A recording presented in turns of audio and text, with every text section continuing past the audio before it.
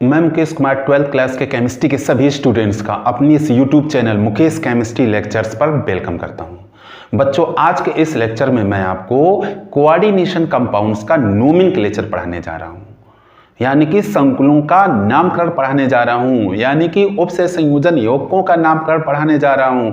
बच्चों, आप बिल्कुल कंफ्यूज मत होइएगा। हम या उपसय संयोजन यौगिक कहें, चाहे उपसय संयोजक यौगिक कहें, चाहे संकुल यौगिक कहें या संकुल कहें, कंफ्यूज नहीं होना है। मैंने आपको स्टार्टिंग में बता दिया था, इन सब का मीनिंग एक ही है। इस चैप्टर के फर्स्ट लेक्चर वीडियो में मैंने इस पॉइंट को अच्छे से क्लियर किया था, इसलिए कंफ्यूज होने की जरूरत नहीं है। तो बच्चों, आप अपनी कॉपी और पेन को निकालें और मेरे साथ इस टॉपिक के नोट्स बनाना स्टार्ट करें। बच्चों, उपसय संयोजन यौगिकों का जो नोमेनक्लेचर है वो IUPAC सिस्टम के द्वारा किया जाता है। IUPAC सिस्टम के द्वारा कुछ नियमों के अंतर्गत इसका नामकरण किया जाता है, यानी कि नोमेनक्लेचर किया जाता है। बच्चों, अगर नियमों को आप अच्छे से समझ लेंगे तो नाम लिखना बहुत आसान है, इसमें किसी तरह की कोई दिक्कत नहीं है। बहुत आसानी से संकुलों के नाम लिख लिए जाते हैं। तो बच्चों, स्टार्ट करते हैं, इसके नियमों को समझते हैं कि किस तरह से हम संकुलों का नाम लिखेंगे। बच्चों, यहाँ रूल नंबर फर्स्ट जो मैंने राइट डाउन कर रखा है उसका मैंने हेडिंग दिया है आयनों के नामकरण का क्रम। आयनों के नामकरण का क्रम। बच्चों, आयनिक संकुलों में जो आयनिक संकुल होते हैं उनमें दो तरह के आयन होते हैं, धनायन और ऋणायन। तो अब पहले ये समझिए कि इसमें किसका नाम पहले लिखेंगे और किसका नाम बाद में लिखेंगे। आयनिक संकुलों में पहले धनायन का नाम और बाद में ऋणायन का नाम लिखा जाता है। आयनिक संकुलों में सबसे पहले धनायन का नाम और इसके बाद ऋणायन का नाम लिखते हैं। अब बच्चों, एक एग्जाम्पल को लेकर के इस पूरी कहानी को समझते हैं। मैंने यहां एक संकुल ले लिया K4FeCN6, K4FeCN6, और इसका नाम IUPAC सिस्टम में क्या होगा इसको पता करते हैं। बच्चों, जैसा कि रूल फर्स्ट ये कह रहा है कि आयनिक संकुलों में पहले धनायन का नाम लिखेंगे, बाद में ऋणायन का नाम लिखेंगे। तो आपको ये पता है, इतना मैं आपको पढ़ा चुका हूं कि यहाँ पर जो धनायन है वो पोटेशियम आयन है और जो ऋणायन है वो ये पार्ट ऋणायन है। ये धनायन है और ये वाला पार्ट बच्चों क्या है, ऋणायन है। तो अब रूल फर्स्ट बच्चों क्या कह रहा है? रूल फर्स्ट तो यही बता रहा है कि पहले धनायन का नाम लिखते हैं, इसके बाद ऋणायन का नाम लिखते हैं। तो धनायन बच्चों इसमें क्या है, पोटेशियम है। तो पोटेशियम यानी कि K+ है। तो इसका नाम बच्चों क्या होता है? इसका नाम तो यही है, पोटेशियम।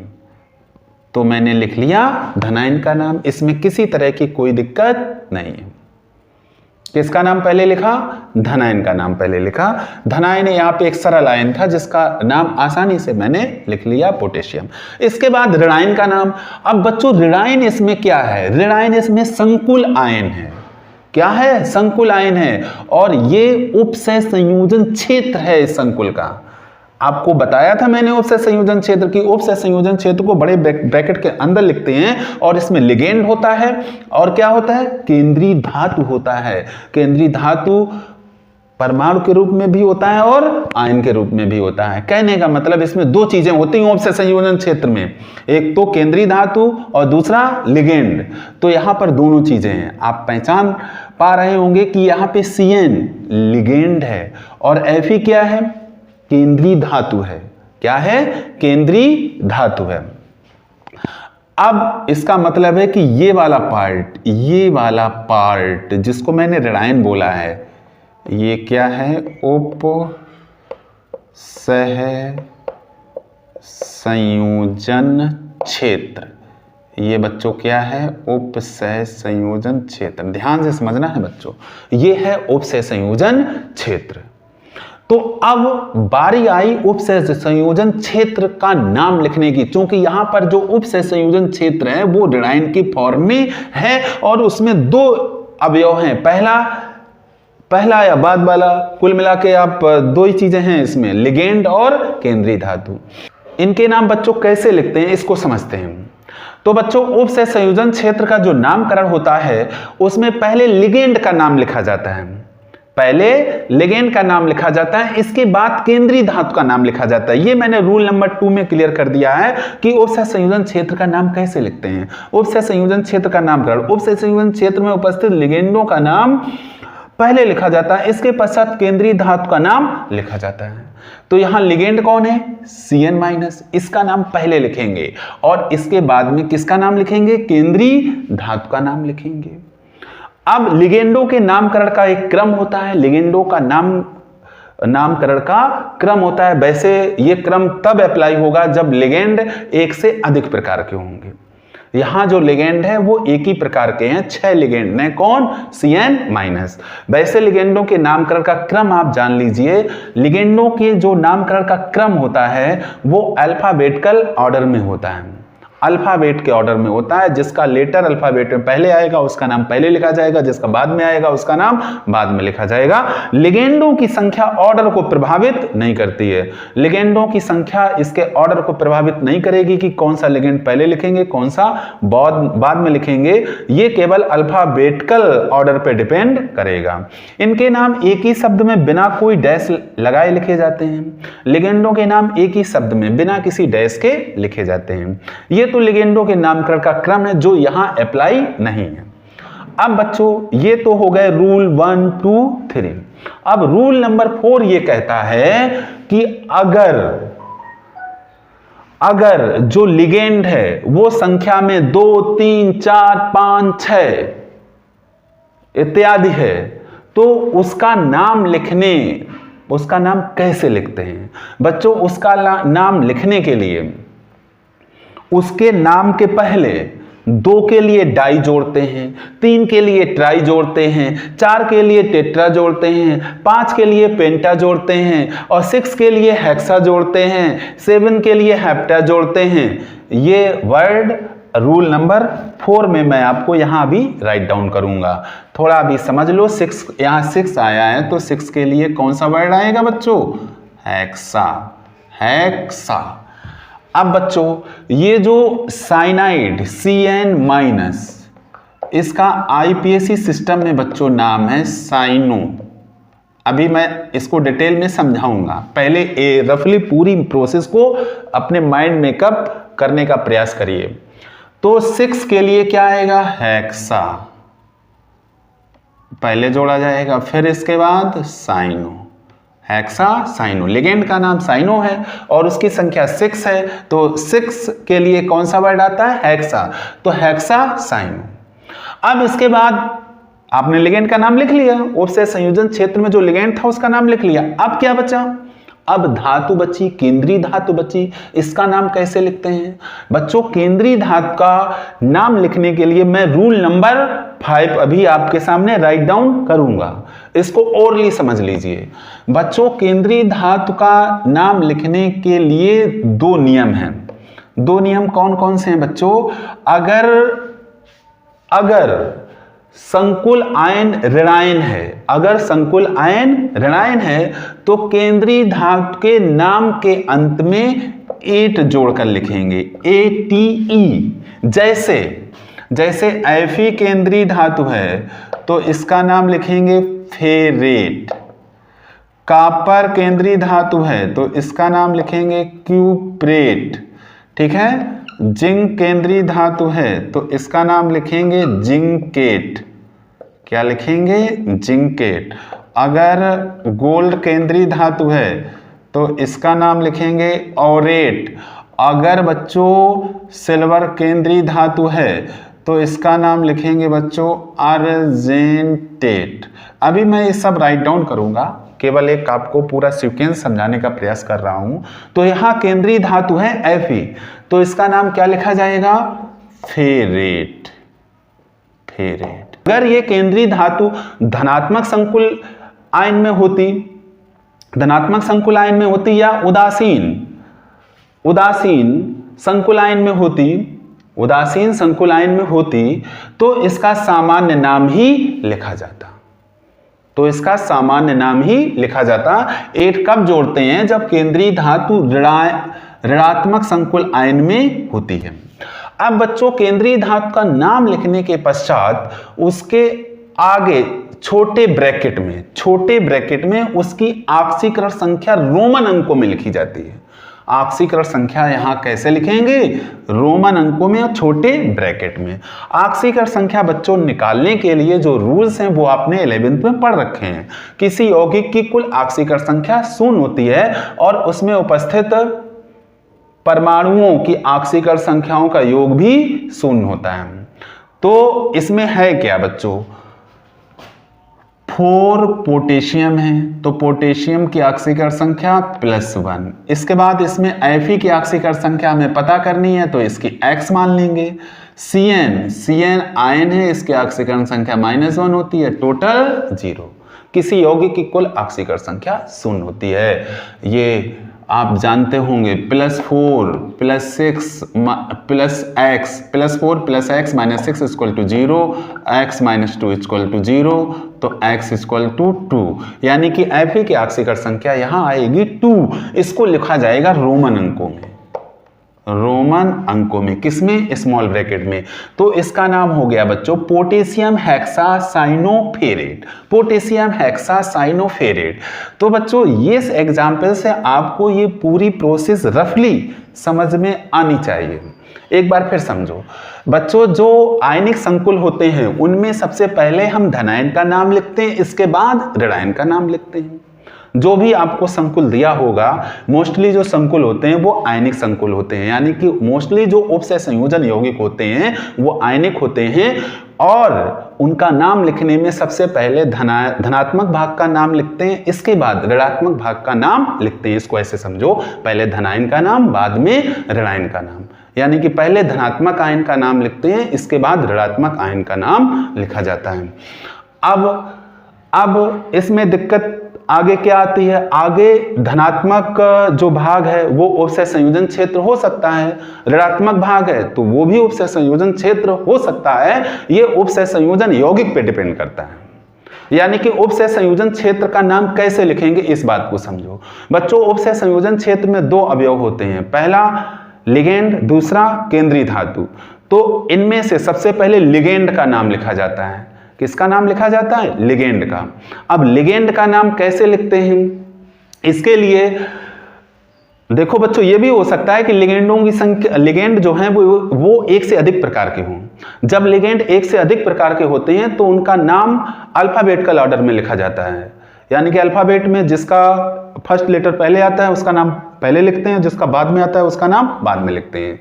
यह भी हो सकता है कि जो समान प्रकार के लिगेंड हैं वो एक से अधिक संख्या में हों, तो उसमें भी मैंने आपको बताया कि 2 के लिए डाई लगाएंगे, 3 के लिए ट्राई लगाएंगे, 4 के लिए टेट्रा लगाएंगे, 5 के लिए पेंटा लगाएंगे। और ये डाई, ट्राई, टेट्रा, पेंटा ये सब उस लिगेंड के नाम से के ठीक पहले जोड़ेंगे, नाम के ठीक पहले जोड़ेंगे। जैसे कि यहाँ पर जो लिगेंड था वो साइनो था और संख्या में 6 था, तो हमने क्या जोड़ा? उसमें हेक्सा जोड़ा।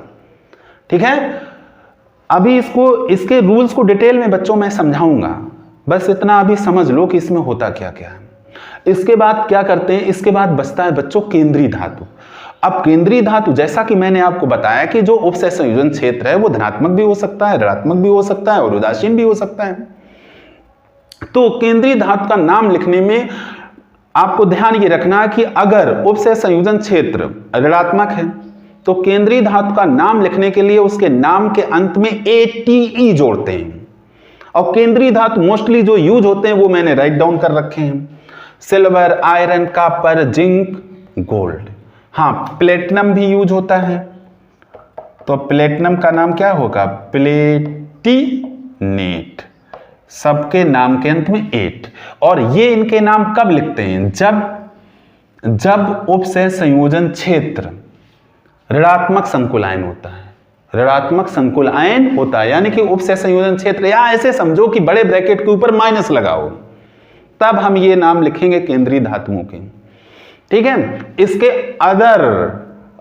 अदर क्या कंडीशन हो सकती है कि उसके ऊपर प्लस चार्ज हो या कोई चार्ज ना हो। जब प्लस चार्ज होगा या कोई चार्ज नहीं होगा तो केंद्रीय धातु का जो सामान्य नाम है वही लिखा जाएगा। अब इसके बाद केंद्रीय धातु का नाम लिखने के पश्चात उसकी ऑक्सीकरण संख्या को उसके बाद छोटा ब्रैकेट बना करके रोमन अंकों में लिखा जाता है। ऑक्सीकरण संख्या कैसे ज्ञात करते हैं ये आपको 11th से ही समझाया जाता रहा है और आप इस बात को समझते होंगे। ऑक्सीकरण संख्या बड़े आसानी से निकल आती है केंद्रीय धातु की और उस ऑक्सीकरण संख्या को रोमन अंकों में लिख करके स्मॉल ब्रैकेट में बंद कर देते हैं और संकुल का नाम कंप्लीट हो जाता है।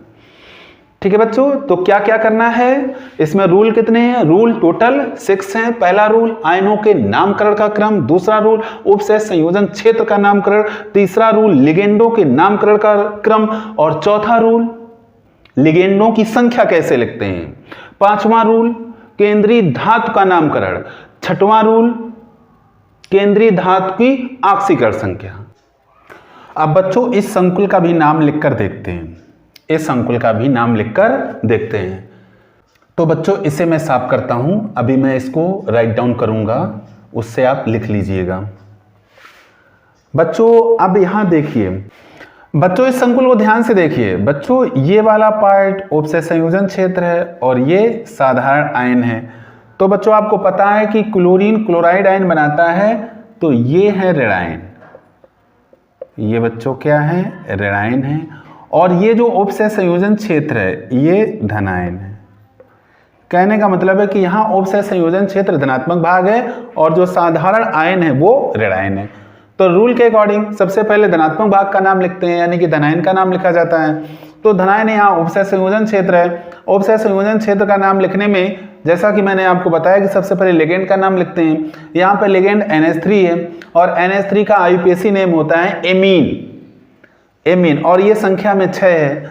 तो 6 के लिए क्या यूज होता है? हेक्सा।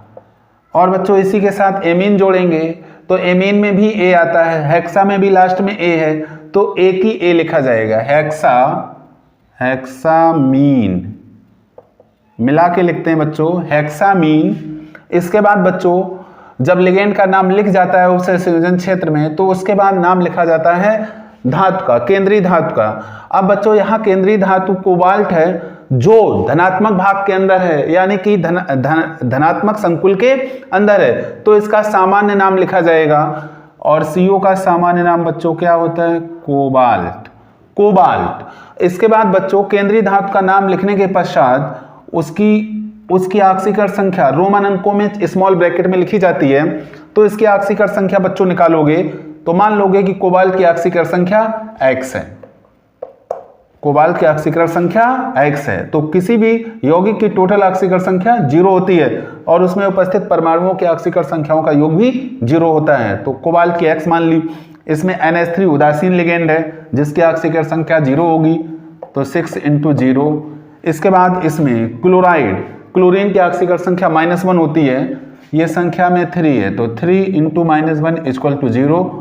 जैसा कि आप देख पा रहे हैं ये 0 हो गया, यहां से आया केवल -3 = 0, x = +3। तो देखिए बच्चों ऑक्सीकरण संख्या जो लिखी जाती है रोमन में उसमें प्लस माइनस साइन नहीं लगाया जाता है, प्लस माइनस साइन नहीं लगाया जाता है। कुल मिला के यहाँ पे ऑक्सीकरण संख्या 3 है और 3 को रोमन में कैसे लिखेंगे? 3 लाइनें बना देंगे, ठीक है। तो इसका उपसय संयोजन क्षेत्र का नाम हो गया हेक्सामीन कोबाल्ट थर्ड। अब इसके बाद जो साधारण आयन है, साधारण आयन का नाम सिंपली जैसे लिखते हैं वैसे लिख देंगे, क्लोराइड। क्या लिखेंगे बच्चों? Chloride, chloride, chloride. तो इसका IUPAC नेम हो गया hexamine cobalt third chloride, hexamine cobalt third chloride.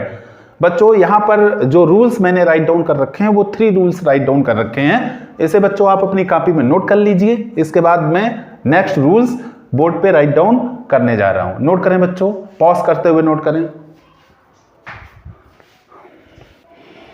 बच्चों अब ये रूल नंबर 4, 5 एंड 6 आपके सामने बोर्ड पर मैंने राइट डाउन कर दिए हैं, इनको देख लेते हैं एक बार फिर। रूल नंबर 4 लिगेंडों की संख्या किस तरह से हमें लिखनी है ये बताता है। इसको 2 पार्टों में मैंने राइट डाउन किया है। पार्ट फर्स्ट ये बताता है कि सामान्य लिगेंडों, समान लिगेंड जैसे NH3H2O, क्लोराइड, ब्रोमाइड, ETC की संख्या यदि 2, 3, 4, 5, 6 इत्यादि हो तो लिगेंडों के नाम के पहले क्रमशः 2 के लिए डाई, 3 के लिए ट्राई, 4 के लिए टेट्रा, 5 के लिए पेंटा और 6 के लिए हेक्सा इत्यादि जोड़ते हैं। लिगेंडों के नाम के पहले, लिगेंडों के नाम के पहले क्या जोड़ेंगे? अगर दो हैं सामान्य लिगेंड तो डाई जोड़ेंगे, 3 है सामान्य लिगेंड तो ट्राई जोड़ेंगे, 4 है सामान्य लिगेंड तो टेट्रा जोड़ेंगे। सेकेंड पार्ट क्या कहता है? यदि लिगेंड के नाम में डाई, ट्राई, टेट्रा इत्यादि का प्रयोग हुआ हो, जैसे इथाइलिन, डाइएमीन, EN जिसको शॉर्ट में लिखते हैं, मैंने यहां पर एक एग्जाम्पल के तौर पर लिखा है, तो और इन लिगेंडों की संख्या मान लो 2 है, 3 है, 4 है, तो उस कंडीशन में लिगेंड को हम कैसे लिखेंगे? इससे रिलेटेड ये पार्ट है हमारा। यदि लिगेंड के नाम में डाई, ट्राई, टेट्रा आदि का प्रयोग पहले से हुआ हो तब उसको कैसे लिखते हैं? तो इन लिगेंडों के नाम के पहले 2 के लिए हम बिस लिखेंगे, BIS बिस। 3 अगर ये हैं तो ट्रिस लिखेंगे पहले, लिगेंड के पहले। 4 हैं तो टेट्राकिस, 5 हैं तो पेंटाकिस लिखेंगे। ऐसे लिगेंडों के नाम लघु कोष्टक के अंदर लिखे जाते हैं और ऐसे लिगेंडों को लघु कोष्टक के अंदर लिखते हैं। बच्चों ये जो बिस, ट्रिस, टेट्राकिस, पेंटाकिस हैं ये लघु कोष्टक के पहले लिखे जाते हैं। लघु कोष्टक के अंदर लिगेंड का नाम लिखा जाता है और ये बिस, ट्रिस, टेट्राकिस, पेंटाकिस ये लघु कोष्टक के पहले लिखे जाते हैं। रूल नंबर 5 बच्चों, केंद्रीय धातु का नाम कैसे लिखते हैं इससे रिलेटेड है, जिसका डिस्कशन अभी मैं कर चुका हूं। लिगेंडों के नाम लिखने के पश्चात केंद्रीय धातु का नाम लिखा जाता है, ये तो बात आपको बताई जा चुकी है। इसके लिए निम्न नियमों का पालन किया जाता है। इसको मैंने 2 पार्ट में बांटा है। फर्स्ट पार्ट ये कहता है कि ऋणात्मक संकुल आयन, अगर संकुल आयन आपका ऋणात्मक है, में केंद्रीय धातु के नाम के अंत में 8 जोड़ते हैं, ATE 8 जोड़कर लिखते हैं। बच्चों केंद्रीय धातु के रूप में मोस्टली ये 6 मेटल्स यूज होती हैं। कौन कौन है बच्चों? Fe, Cu, Zn, Ag, Au, Pt। इन सभी के मैंने ATE जोड़ करके नाम लिखे हुए हैं। Fe के लिए फेरेट, Cu के लिए क्यूप्रेट, Zn के लिए जिंकेट, Ag के लिए अर्जेंटेट, Au के लिए ऑरेट, PT के लिए प्लेटिनेट लिखा जाता है। सेकेंड पार्ट बच्चों ये बताता है कि जो आपका संकुल आयन है वो धनात्मक भी हो सकता है, उदासीन भी हो सकता है। तो ये बताता है कि उदासीन तथा धनात्मक संकुल आयन में केंद्रीय धातु को उसके सामान्य नाम द्वारा व्यक्त किया जाता है। जो उसका सामान्य नाम है उसी तरह से उसको लिख करके व्यक्त कर दिया जाता है। रूल नंबर 6 हमारा ये बताता है कि केंद्रीय धातु की ऑक्सीकरण संख्या हम कैसे लिखते हैं। बच्चों केंद्रीय धातु का IPSC नाम लिखने के पश्चात उसकी ऑक्सीकरण संख्या उसके आगे स्मॉल ब्रैकेट में रोमन अंकों में लिखी जाती है। क्या बताता है? केंद्रीय धातु का नाम लिखने के पश्चात उसकी ऑक्सीकरण संख्या को लघु कोष्टक के अंदर रोमन अंकों में लिखा जाता है। जैसा कि अभी मैं 2 एग्जाम्पल्स आपको देकर के आपको एक्सप्लेन किया था, तो वही सारे ये रूल्स हैं, इनको आप राइट डाउन कर लो। ये 6 रूल हैं, 6 रूल, यानी कि सीधे ये आपका 6 है। ये 6 रूल्स अगर आपने समझ लिए हैं और इन रूल्स को अगर आप फॉलो कर रहे हैं तो किसी भी संकुल यानी किसी भी उपसय संयोजन यौगिक का नाम, IPSC नाम आप बहुत आसानी से लिख पाएंगे, इसमें कोई डाउट नहीं है। तो बच्चों इन रूल्स को आप अपनी कॉपी में राइट डाउन करें। अब बच्चों लिगेंडों के IPSC नाम क्या हैं और कैसे लिखे जाते हैं इसको जान लेते हैं। बच्चों लिगेंडों के IPSC नाम ही संकुल का IPSC नाम लिखते समय लिखे जाते हैं। तो इनको IPSC नाम इनके लिखने की टेक्निक क्या है इसको मैं आपको समझा रहा हूं। देखिए बच्चों, ऋणात्मक लिगेंड, सबसे पहले ऋणात्मक लिगेंड को समझते हैं। यदि ऋणात्मक लिगेंड के नाम के अंत में ITE या ATE आता है तो अंतिम अक्षर E को O में बदल दिया जाता है, मतलब अंतिम अक्षर E O में बदल जाता है। कब? जब ऋणात्मक लिगेंड के नाम के अंत में ITE या ATE आए तो उसका IPSC नाम लिखने में E को O में बदल दिया जाता है। जैसे मैंने यहाँ पर ऐसे ऋणात्मक लिगेंड राइट डाउन कर रखे हैं जिनके नाम के अंत में ATE या ITE आता है। तो अब देखते हैं बच्चों, ये मैंने लिखा nitrate, carbonate oxalate, sulphite, sulphate, acetate, nitrite, thiocyanate और थायोसल्फेट। अब बच्चों इनके आईपीसी नाम कैसे लिखे जाएंगे? जैसे ये नाइट्रेट है तो नाइट्रेटो, इसका आईपीसी नेम क्या हो गया बच्चों? नाइट्रेटो। और ये कार्बोनेटो। आसानी से आप लिख पाएंगे, केवल इनका ई हटा करके ओ बनाना है। और इसका आईपीसी नाम ऑक्जेलेटो। सल्फाइट तो क्या हो जाएगा बच्चों? सल्फाइटो, सल्फाइटो। और सल्फेट जो है तो इसका आईपीसी नेम सल्फेटो। क्या हो जाएगा बच्चों? सल्फेटो। और ये एसीटेट है तो एसीटेटो। इसी तरह से नाइट्राइट है तो नाइट्राइटो। आईपीसी नेम क्या हो गया? नाइट्राइटो। थायोसाइनेट तो थायोसाइनेटो। केवल करना क्या, ई हटाकर आपको ओ बनाना है। थायोसल्फेट तो थायोसल्फेटो। याद करने की बच्चों आवश्यकता नहीं है, केवल आप इस क्लू को ध्यान में रखिएगा कि जिन लिगेंडों के लास्ट में ITE या ATE आता है उनका आईपीसी नाम उनके ई को, लास्ट वाला ई हटाकर ओ बदल देने पर प्राप्त हो जाता है। अब बच्चों दूसरी कैटेगरी इसमें क्या है? यदि ऋणात्मक लिगेंड के नाम के अंत में IDE आता है, इड आता है, तो इसे ओ से विस्थापित कर दिया जाता है। मतलब पूरा IDE ओ में कन्वर्ट कर देते हैं। जैसे यहां मैंने ऐसे लिगेंड लिख रखे हैं: फ्लूओराइड, हाइड्रा ऑक्साइड, साइएनाइड, नाइट्राइड, ऑक्साइड, पर ऑक्साइड। अब इनका बच्चों आईपीसी नेम क्या होगा? फ्लूओराइड का क्या हो जाएगा? फ्लूओरो। क्या हो गया? फ्लूओरो। मैंने क्या किया? मैंने IDE की जगह ओ बना दिया। आपको ये क्लू ध्यान में रखना है। हाइड्रॉक्साइड तो इसका क्या हो जाएगा? Hydroxo, hydroxo. और ये साइनो, साइनो, साइनाइड का साइनो। नाइट्राइड, नाइट्राइड तो इसका हो जाएगा नाइट्रो, नाइट्रो बच्चों। इसका IDE हटेगा तो नाइट्रो।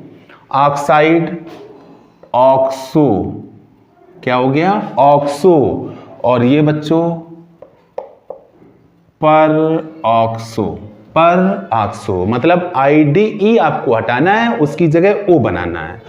बच्चों कुछ ऐसे ऋणात्मक लिगेंड होते हैं जिनके लास्ट में IDE है और उनका अंतिम अक्षर ई हटाकर ओ बदल देने पर उनका आईपीसी नाम प्राप्त हो जाता है। इसको बच्चों ध्यान में रखेंगे कि मतलब जितने सभी ऐसे ऋणात्मक लिगेंड जिनके लास्ट में IDE है, सभी के लास्ट वाले IDE को ओ में कन्वर्ट करने पर आईपीसी नेम नहीं मिलता है। कुछ आपको ध्यान में रखना है, ये मैंने इस तरह से राइट डाउन कर रखे हैं। ये आपके 7 लिगेंड हैं जिनमें लास्ट में IDE के ई को हटाकर ओ में बदल देने पर आईपीसी नेम आ जाता है।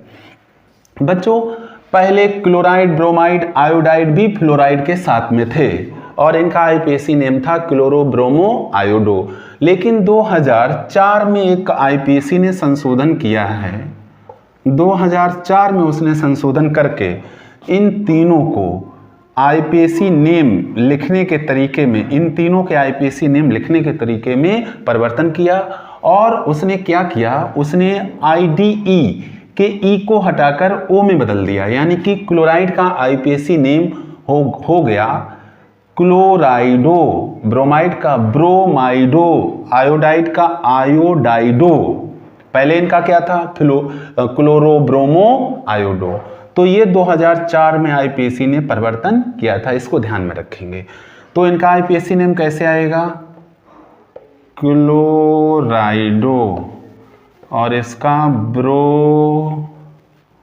माइडो, ई हटाकर ओ करना है, आयोडाइडो, इसका सल्फाइडो, ई की जगह ओ करना है, हाइड्राइडो, हाइड्राइडो, इमाइडो, और इधर एमाइडो। आईडीई का लास्ट लेटर ई ओ में कन्वर्ट करना है। तो बच्चों ये थे ऋणात्मक लिगेंड जिनके आईपीएसी नेम लिखने की जो ट्रिक थी वो मैंने आपको बताई। इसको आप अपनी कॉपी में राइट डाउन करें, पॉज करते हुए राइट डाउन करें और ध्यान में रखें कि इनका आईपीएसी नेम क्या आएगा। नोट करें बच्चों। अब बच्चों उदासीन लिगेंडों के आईपीएसी नाम देख लेते हैं कि उदासीन लिगेंडों के आईपीएसी नाम क्या होते हैं। बच्चों उदासीन लिगेंडों में H2O जो सबसे प्रचलित उदासीन लिगेंड हैं, H2O, NH3 और CO, इनके आईपीएसी नाम याद कर लीजिए बच्चों, याद ही करना पड़ेगा। H2O के लिए एक्वो, NH3 के लिए एमीन और CO के लिए कार्बोनिल शब्दों का यूज किया जाता है। यानी कि H2O उदासीन लिगेंड का आईपीएसी नेम एक्वो, NH3 का एमीन, CO का कार्बोनिल लिखा जाता है। अन्य उदासीन लिगेंडों के नाम मूल रूप में ही लिखे जाते हैं। इनके अतिरिक्त जो अन्य उदासीन लिगेंड हैं उनके नाम उनके मूल रूप में ही लिखे जाते हैं। जैसे एनो नाइट्रोसिल, यही इसका आईपीएसी नेम हो जाता है। NH थायोनाइट्रोसिल, ये सामान्य नाम है और यही इसका आईपीएसी नेम है। CS थायोकार्बोनिल, आईपीएसी नेम इसका यही लिखा जाएगा। NH2 CH2 CH2 NH2 ethylene die amine, यही इसका आईपीएसी नेम हो जाता है। C6H5 and pyridine, pyridine, pyridine, ये इसका आईपीएसी नेम हो जाता है। कौन? पिरीडीन। अब इसके बाद CH3NC methyl isocyanide, methyl isocyanide यही इसका आईपीएसी नेम है। इसी तरह से C6H5 का फेनिल आईपीएसी नेम है। तो ये उदासीन लिगेंड हैं जिनके आईपीएसी नेम आप ध्यान में रखेंगे। धनात्मक लिगेंड बच्चों, धनात्मक लिगेंड बहुत कम है जिनको ईएम वर्ड ध्यान में रख करके आप याद रखेंगे। ईएम लास्ट में इनके ईएम होता है। धनात्मक लिगेंडों के नाम के अंत में ईएम जोड़ देते हैं। जैसे NO plus nitrosonium, NO2 plus nitronium, H3O plus hydronium, C6H5 N plus pyridinium, pyridinium और NH2 डॉट NH3 प्लस हाइड्रेजीनियम, हाइड्रेजीनियम। इनको आप बच्चों ध्यान में रखेंगे, इसे आप नोट कर लीजिएगा। ये उदासीन लिगेंड और धनात्मक लिगेंड, इस तरह से लिगेंडों के आईपीएसी नेम क्या होते हैं ये कंप्लीट हो चुका है। सारे रूल्स आपके कंप्लीट हो चुके हैं। अब संकुलों के आईपीएसी नेम लिखने की करते हैं प्रैक्टिस। पहले बच्चों इसे नोट करो फिर प्रैक्टिस करते हैं। नोट करें बच्चों।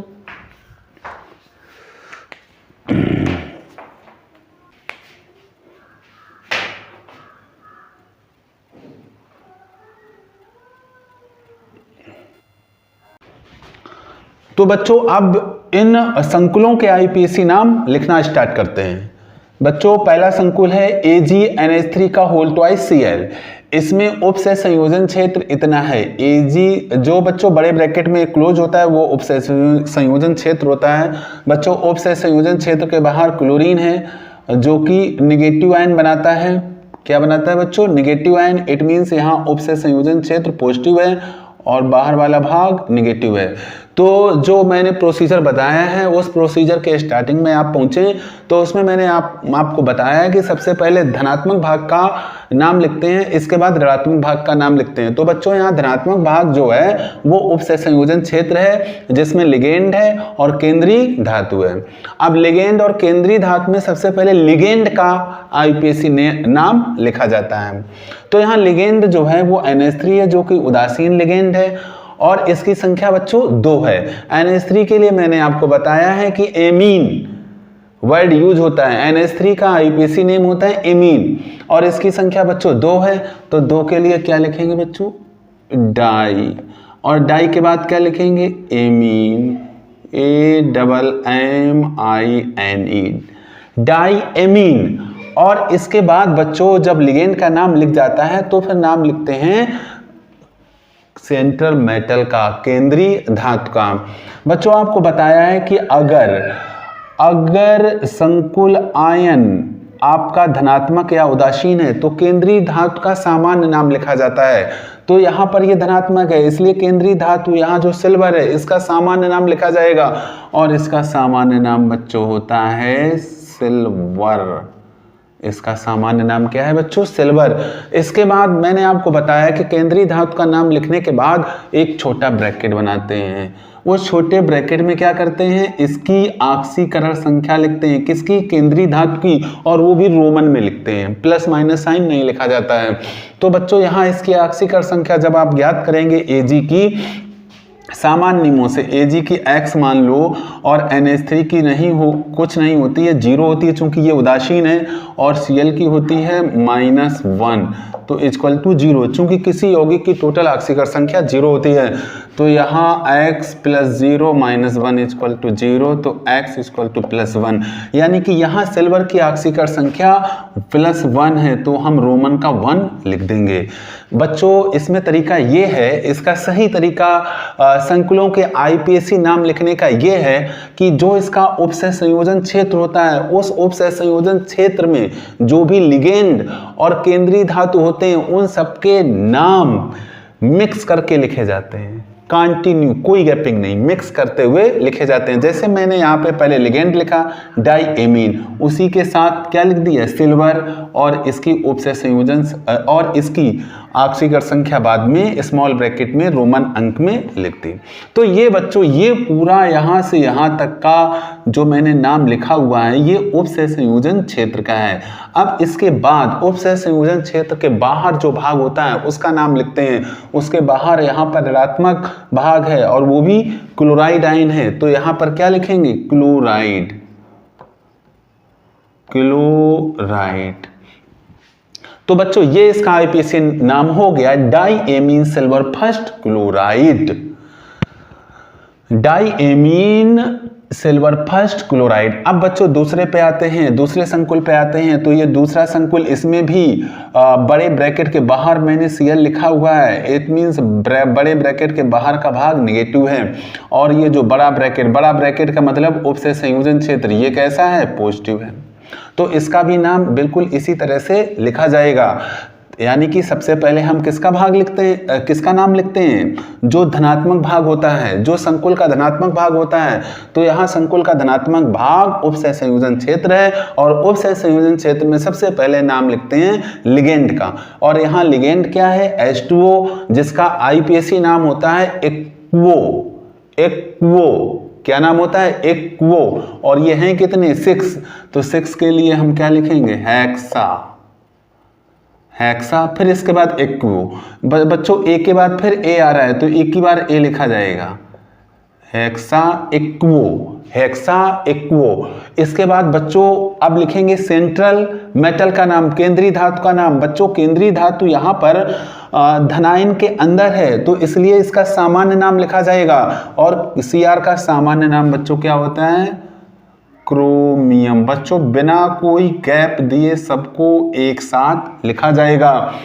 चाहे लिगेंड उपसय संयोजन क्षेत्र में जो भी है उन सबका नाम एक साथ लिखा जाएगा बिना किसी गैपिंग के। Hexa aquo chromium. अब बच्चों आपने जब केंद्रीय धातु को लिख लिया, अब इसका लिखेंगे ऑक्सीकरण संख्या को। इसकी ऑक्सीकरण संख्या लिखेंगे। बच्चों यहाँ पर H2O की ऑक्सीकरण संख्या 0 होगी क्योंकि ये उदासीन है, और Cl की -1 होती है, तो इसमें 3 का गुणा करेंगे। Cr की x मान लो, तो x + 6 × 0 + 3 × -1 = 0, यानी कि x - 3 = 0, x = +3। यानी कि यहाँ पर जो क्रोमियम है इसकी ऑक्सीकरण संख्या +3 है। तो बच्चों प्लस माइनस साइन नहीं लिखते हैं, केवल स्मॉल ब्रैकेट में रोमन अंक में ऑक्सीकरण संख्या लिखते हैं। कितनी है यहाँ पर? 3। अब बच्चों जब उपसय संयोजन क्षेत्र का नाम लिख जाता है तो उसके बाहर जो नॉर्मल आयन है उसका नाम लिखते हैं। यहाँ पे नॉर्मल आयन कौन है? क्लोराइड, तो लिख देंगे क्लोराइड। तो इस तरह से बच्चों इसका IPSC नाम हो गया हेक्सा एक्वो क्रोमियम 3 क्लोराइड। तो बच्चों आपको समझ में आना चाहिए कि उपसह संयोजन क्षेत्र जो है उसका उसमें जो भी क्या उपसह संयोजन क्षेत्र में दो ही चीजें होती हैं, लिगेंड होता है और सेंट्रल मेटल होता है। तो सबका नाम एक सीक्वेंस में लिखा जाता है बिना किसी गैपिंग के। और जो केंद्रीय धातु होती है उसकी ऑक्सीकरण संख्या स्मॉल ब्रैकेट में लिखी जाती है। आप जैसे यहाँ पर आए तो सबसे पहले जो भी आपको संकुल दिया है, सबसे पहले आप ये पता करो कि इसका कौन सा भाग पॉजिटिव है, कौन सा भाग नेगेटिव है। जो पॉजिटिव पार्ट है उसका नाम पहले लिखा जाएगा, नेगेटिव पार्ट का नाम बाद में लिखा जाएगा। तो बच्चों ये तो आपको आसानी से इजीली पता चल जाता है। जैसे ये लिखा हुआ है संकुल, तो देखिए बड़ा ब्रैकेट ये है और बड़े ब्रैकेट के बाहर मैंने Cl लिख रखा है। तो Cl क्लोरीन हमेशा नेगेटिव आयन बनाता है, तो ये नेगेटिव पार्ट हुआ और ये वाला पार्ट पॉजिटिव हुआ। अगर एक पार्ट नेगेटिव है तो दूसरा पार्ट पॉजिटिव होगा। तो ये बड़े ब्रैकेट वाला पार्ट पॉजिटिव है, यानी कि उपसह संयोजन क्षेत्र यहाँ पर धनात्मक है और धनात्मक भाग का नाम पहले लिखा जाएगा, यानी कि उपसह संयोजन क्षेत्र का नाम यहाँ पहले लिखा जाएगा। और उपसह संयोजन क्षेत्र में क्या होता है बच्चों, उपसह संयोजन क्षेत्र में लिगेंड होता है और केंद्रीय धातु होती है। अब यहाँ पर ध्यान से देखो, यहाँ लिगेंड दो तरह के हैं, एक तो NH3 यहाँ लिगेंड है, दूसरा H2O है। अब यहाँ पर बात आती है कि किस लिगेंड का नाम पहले लिखेंगे, तो वही मैंने आपको बताया था कि लिगेंडों का नाम हमेशा अल्फाबेटिकल ऑर्डर में लिखा जाता है। अल्फाबेटिकल ऑर्डर में लिखा जाता है, जिस लिगेंड का फर्स्ट लेटर अल्फाबेट में पहले आएगा उसका नाम पहले लिखा जाएगा। तो बच्चों यहाँ ध्यान दीजिए, यहाँ NH3 लिगेंड है और H2O है, और NH3 का नाम क्या होता है बच्चों, एमीन, AMMINE, और इसका एक्वो, किसका, वाटर का एक्वो। अब बच्चों यहाँ पर कंडीशन डिफर हो रही है कि इनके फर्स्ट लेटर दोनों के सेम है। जब फर्स्ट लेटर सेम होते हैं तो सेकंड लेटर से डिसीजन लेंगे। इसका सेकंड लेटर M है और इसका Q है। बच्चों अल्फाबेट में M पहले आता है कि Q पहले आता है? बच्चों M पहले आता है, इस वजह से इसका नाम पहले लिखा जाएगा और एक्वो का नाम बाद में लिखा जाएगा। तो एमीन लिगेंड पहले लिखा जाएगा। एमीन की नंबर कितनी है, 3, यानी कि यहाँ पर 3 एमीन लिगेंड है। तो 3 के लिए क्या आता है, ट्राई एमीन। तो पहला लिगेंड आपने लिख लिया। अब दूसरा लिगेंड कौन है, एक्वो। ये संख्या में कितने हैं, 2 हैं। तो बिना किसी गैपिंग के डाई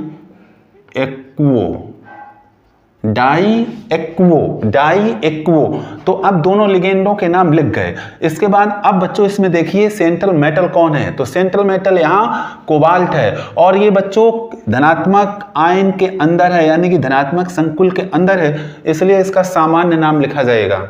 और CO का सामान्य नाम क्या होता है बच्चों, कोबाल्ट। कोई गैप नहीं देंगे बच्चों, पूरा उपसह संयोजन क्षेत्र एक साथ लिखा जाएगा। अब इसकी ऑक्सीकरण संख्या जो सामान्य मेथड है उससे निकाल लीजिए।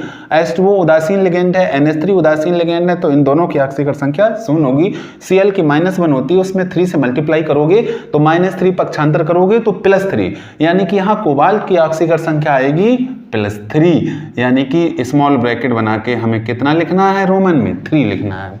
इसके बाद ऋणात्मक भाग का नाम लिखते हैं। ऋणात्मक भाग यहाँ पर क्लोराइड है, लिख देंगे क्लोराइड। तो इस तरह से इस पूरे संकुल का IPSC नेम लिख गया। तो बच्चों अब अगला संकुल देखते हैं। अगले संकुल में भी बच्चों सबसे पहला काम यही है हमारा कि संकुल जो हमें दिया गया है उसका धनात्मक और ऋणात्मक भाग पता करना, पॉजिटिव और नेगेटिव पार्ट पता करना। तो बच्चों इसको भी देखो, इसमें भी बड़े इजीली आपको पता चल जाएगा कि जो स्क्वायर ब्रैकेट है, बड़ा ब्रैकेट है, उसके बाहर मैंने Cl लिख रखा है, तो Cl नेगेटिव होता है, तो ये वाला पार्ट कैसा होगा, पॉजिटिव होगा, यानी कि उपसह संयोजन क्षेत्र यहाँ पॉजिटिव है और पॉजिटिव पार्ट का IPSC नाम पहले लिखा जाता है। तो अब इसमें देखो बच्चों, पॉजिटिव पार्ट उपसह संयोजन क्षेत्र को देखो, इसमें बच्चों दो चीजें होती हैं, लिगेंड और सेंट्रल मेटल। तो इसमें लिगेंड बच्चों 3 टाइप के हैं, एक तो NH3 है, दूसरा H2O है, तीसरा Cl है। अब तीनों को ध्यान से देखो, NH3 का IPSC नेम एमीन, H2O का एक्वो और Cl का क्लोरो। तो आपको इनका वरीयता क्रम पता करना है कि किसका नाम पहले लिखेंगे किसका बाद में लिखेंगे। अल्फाबेटिकल ऑर्डर से पता करते हैं। तो आपको पता है कि सी तो बाद में आता है, ए पहले आता है, तो क्लोरो इन दोनों के बाद में लिखा जाएगा। और इन दोनों में अभी हम लोगों ने डिटरमिन किया था कि एमीन पहले लिखा जाता है, तो पहले एमीन फिर एक्वो और इसके बाद क्लोरो। तो बच्चों एमीन का नंबर पता करते हैं। एमीन टोटल यहाँ पर 4 हैं और 4 के लिए जो वर्ड यूज होता है वो टेट्रा। टेट्रा एमीन, एक के बाद फिर ए आ रहा है तो अब एक ही ये बनेगा टेट्रामीन। टेट्रामीन कैसे रीड करेंगे? टेट्रामीन। और इसके बाद H2O, H2O 1 है तो इसके लिए एक्वो। एक्वो सब एक साथ लिखते जाएंगे। पूरा उपसय संयोजन क्षेत्र एक साथ बच्चों लिखा जाता है, इसमें कोई कंफ्यूजन नहीं होना चाहिए। इसके बाद Cl। Cl के लिए बच्चों आपको बताया था यहाँ पर Cl, इस Cl और इस Cl में डिफरेंस है। ये Cl यहाँ पे लिगेंड का काम कर रहा है और यहाँ पर ये Cl एक नॉर्मल आयन है, एक नॉर्मल आयन है। आपको बता दिया है मैंने कि Cl क्लोराइड, आपको बताया कि 2004 में जो आईपीएसी ने संशोधन किया है उसमें क्लोराइड का नाम क्या लिखा है? क्लोराइडो। ई को हटाकर ओ किया है तो यहां लिखेंगे क्लोराइडो। क्लोराइडो। तो ये सारे लिगेंड जो इस उपसय संयोजन क्षेत्र के अंदर हैं सभी का आईपीएसी नेम मैंने लिख लिया है। इसके बाद अब बच्चों इसमें देखिए इसमें सेंट्रल मेटल कौन है? तो बच्चों यहाँ पर सेंट्रल मेटल CO है यानी कि कोबाल्ट है। अब इसको लिखेंगे, कोई गैपिंग नहीं बच्चों देनी है, कोबाल्ट लिखा। अब इसकी हमें निकालनी है क्या बच्चों? ऑक्सीकरण संख्या। तो ऑक्सीकरण संख्या में बच्चों आप देखते हैं कि NH3 का 0, H2O का 0, Cl का -1 और Cl टोटल हैं कितनी? 3 और 2 और 1 3, तो -3 पक्षांतर करोगे +3 यानी कि यहाँ कोबाल्ट की ऑक्सीकरण संख्या 3 है। तो स्मॉल ब्रैकेट बना के उसमें रोमन में क्या लिख देंगे? 3। और इसके बाद जो नॉर्मल आयन है वो क्लोराइड है और ये नेगेटिव पार्ट है, इसको बाद में लिखा जाता है तो यहां लिखेंगे क्लोराइड। तो बच्चों आप ध्यान से देखिए कि ये पूरा पार्ट जो बिना किसी गैप के लिखा हुआ है ये उपसय संयोजन क्षेत्र है। अब बच्चों अगले संकुल पर आते हैं। तो इसमें भी बच्चों हमें यही पता करना है कि कौन सा पार्ट इसका पॉजिटिव है कौन सा नेगेटिव है। तो बच्चों ध्यान दो, ये सोडियम है, सोडियम हमेशा क्या बनाता है? पॉजिटिव आयन बनाता है। तो इसका मतलब यहाँ पर ये जो बड़ा ब्रैकेट है जो उपसय संयोजन क्षेत्र है ये हो गया यहाँ पर निगेटिव, यहाँ पर ये हो गया निगेटिव।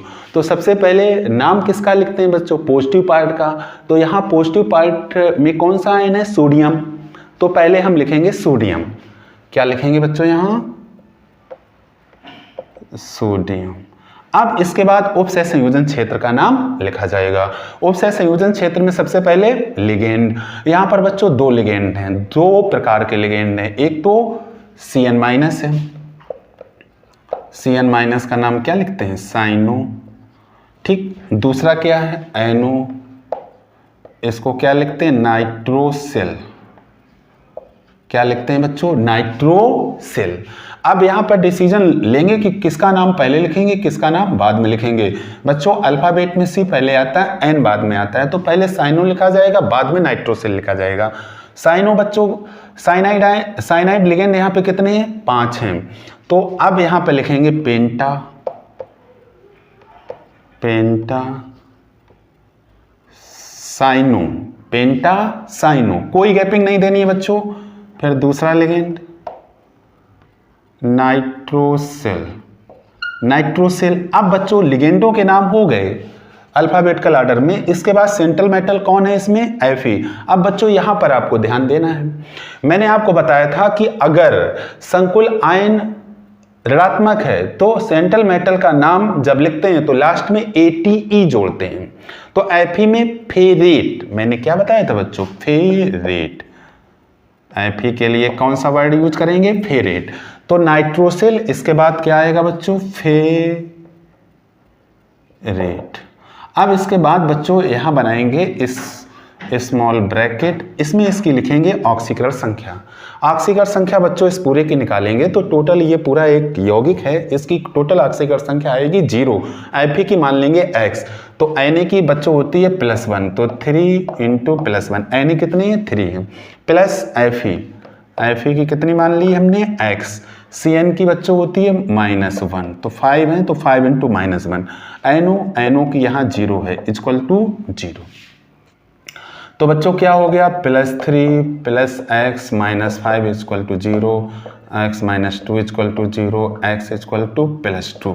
यानी कि यहाँ पर Fe की जो ऑक्सीडेशन नंबर है वो +2 है, तो यहाँ पर हम रोमन में लिखेंगे 2। तो बच्चों यहाँ से यहाँ तक ये उप सह संयोजन क्षेत्र का नाम है और ये बिना किसी गैपिंग के लिखा जाएगा। ये बात बच्चों बार बार मैं आपको कह रहा हूँ, इसको ध्यान में रखिएगा। स्टार्टिंग में मैंने इस लेक्चर के स्टार्टिंग में मैंने 2 एग्जाम्पल दिए थे, K4FeCN6 का एग्जाम्पल दिया था, दूसरा एक और एग्जाम्पल दिया था। दोनों एग्जाम्पलों को बच्चों इसी तरह मानकर समझें, इसी तरह उनको मानकर समझें। अब बच्चों यहाँ पर देखिए, इसको ध्यान से देखिए कि पोटेशियम ये हमेशा पॉजिटिव आयन बनाता है। अब ये पॉजिटिव है तो ये पूरा जो उपसह संयोजन क्षेत्र है ये हो जाएगा निगेटिव। कैसा हो जाएगा, निगेटिव। और आईपीएसी नेम कैसे लिखते हैं संकुल का, पहले धनात्मक भाग का नाम लिखते हैं। तो धनात्मक भाग यहाँ क्या है, पोटेशियम, क्या है, पोटेशियम है। तो पहले लिखेंगे पोटेशियम, क्या लिखेंगे, पोटेशियम। अब इसके बाद बच्चों उपसह संयोजन क्षेत्र में आ जाओ। उपसह संयोजन क्षेत्र में बच्चों यहां पर 2 तरह के लिगेंड हैं, एक तो साइनो है, दूसरा कार्बोनिल है। कार्बोनिल है, CO कार्बोनिल। अब साइनो और कार्बोनिल, साइनो CY और कार्बोनिल, दोनों को बच्चों देखो अल्फाबेटिकल ऑर्डर में किसका नंबर पहले आएगा, तो इनका फर्स्ट लेटर समान है, तो फर्स्ट लेटर से डिसीजन नहीं होगा, तो आप सेकंड लेटर से डिसीजन लेंगे। सेकंड लेटर इसका A है, इसका Y है, A पहले आता है, Y बाद में आता है, तो कार्बोनिल पहले लिखा जाएगा, साइनो बाद में लिखा जाएगा। अब बच्चों देखो कार्बोनिल पहले लिखोगे, कार्बोनिल नंबर में 1 है तो इसको सीधे सीधे लिखेंगे कार्बोनिल। इसके बाद बिना किसी गैपिंग के साइनो, साइनो कितने हैं, 5 हैं, तो इसको साफ कर देते हैं बच्चों,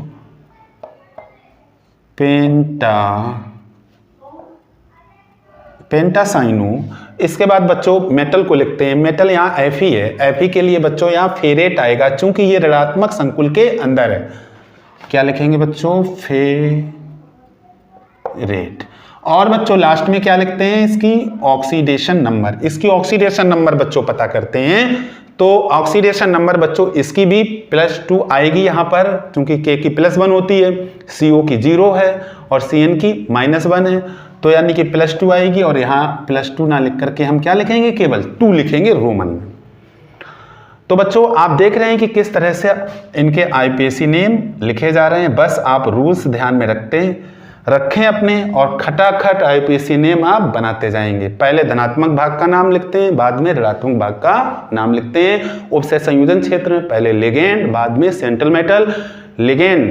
लिगेंडों का जो ऑर्डर है वो अल्फाबेट से निश्चित होता है, अल्फाबेट से डिसाइड होता है कि इसका ऑर्डर क्या होगा। अब बच्चों अगले पे आते हैं, यहाँ पर आते हैं। तो बच्चों यहाँ पर ना तो पॉजिटिव पार्ट है ना नेगेटिव पार्ट है, केवल उपसह संयोजन क्षेत्र है, जिससे हम इसका आईपीएसी नाम लिखेंगे। तो यहाँ पॉजिटिव और नेगेटिव का कोई केस नहीं है। तो अब इसको देखिए, ये उपसह संयोजन क्षेत्र है, इस पूरे को ध्यान से देखिए बच्चों। इसमें लिगेंड है और सेंट्रल मेटल है। लिगेंड कौन कौन है, Cl है और NH3 है। Cl को क्या लिखते हैं, क्लोराइडो। NH3 को क्या लिखते हैं, एमीन। क्लोराइडो एमीन, क्लोराइडो C से स्टार्ट होता है, क्लोराइडो C से, एमीन A से। तो अल्फाबेट में A पहले आता है, इट मींस एमीन पहले लिखेंगे। एमीन हैं कितने, 2 हैं, तो यहां लिखेंगे बच्चों डाई एमीन, बिना किसी गैपिंग के डाई एमीन। फिर क्लोराइडो कितने हैं बच्चों, 4। टेट्रा, 4 के लिए बच्चों टेट्रा।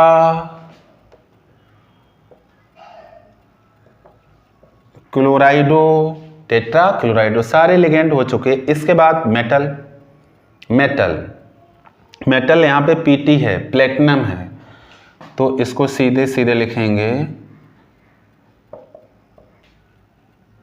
प्लेटिनम। अब बच्चों यहाँ पर हम इसकी ऑक्सीडेशन नंबर पता करेंगे। NH3 की 0 होती है, Cl की -1, तो 4 Cl हैं तो -4, पक्षांतर करेंगे +4, यानी कि Pt की ऑक्सीडेशन नंबर आएगी 4, तो स्मॉल ब्रैकेट बनाएंगे और उसमें लिख देंगे रोमन में 4। तो डाईएमीन टेट्राक्लोराइडो प्लेटिनम 4 इसका IPAC नेम हो गया। अब इसका पता करते हैं बच्चों। इसमें बच्चों ध्यान से देखिए, इसमें दो तरह के लिगेंड इसमें भी एक क्लोराइडो है और एमीन है, तो ये तो सिंपल है बच्चों, इसका आप खुद ही लिख लें। तो इस तरह से बच्चों IPAC नेम लिखे जाते हैं संकुलों के। जो इसके रूल्स मैंने आपको बताए हैं, 6 रूल्स बताए हैं, उनको आप ध्यान में रखेंगे और रूल्स को अगर ध्यान में रखेंगे तो आप IPAC नेम आसानी से लिख पाएंगे। बच्चों इनको नोट कर लीजिए, जल्दी से नोट करें बच्चों।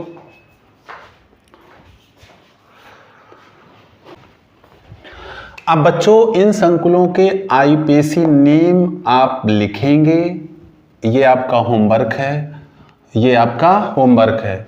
अच्छा बच्चों इसका मैं आपको बता दे रहा हूँ, इसका बता दे रहा हूँ, किसका, नंबर 6 का। इसको बच्चों आप ध्यान से देखिए, ध्यान से देखिए तो आपको पता चलता है कि ये जो Cl है ये नेगेटिव पार्ट है और ये जो स्क्वायर ब्रैकेट है यानी कि जो उपसे संयोजन क्षेत्र है ये पॉजिटिव पार्ट है। तो सबसे पहले नेगेटिव और पॉजिटिव पार्ट ही हमें पता करना होता है।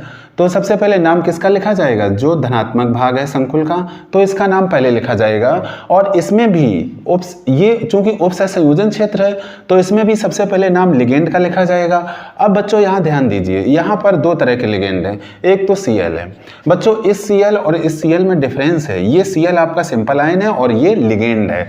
तो Cl लिगेंड का IPAC नेम क्या होता है, क्लोराइडो। और एक इसमें लिगेंड है En का नाम क्या होता है, एथाइलिन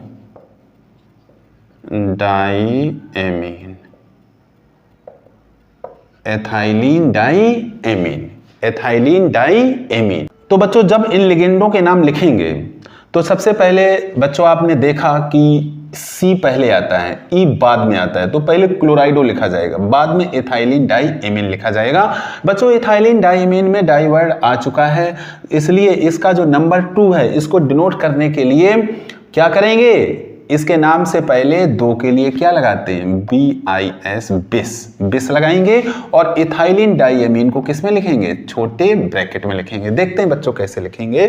तो सबसे पहले नाम किसका लिखा जाएगा, क्लोराइडो का। ये संख्या में 2 है तो 2 के लिए क्या लगता है बच्चों, डाईक्लोराइडो।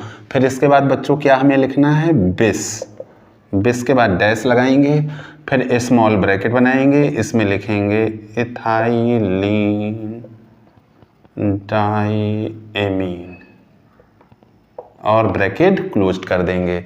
इसके बाद बच्चों हमें क्या लिखना है, इसके बाद बच्चों लिखना है हमें इसमें सेंट्रल मेटल, इसमें क्रोमियम है, क्रोमियम लिखेंगे। सामान्य नाम ही लिखा जाएगा बच्चों, क्यों, क्योंकि ये धनात्मक संकुल आयन के अंदर है।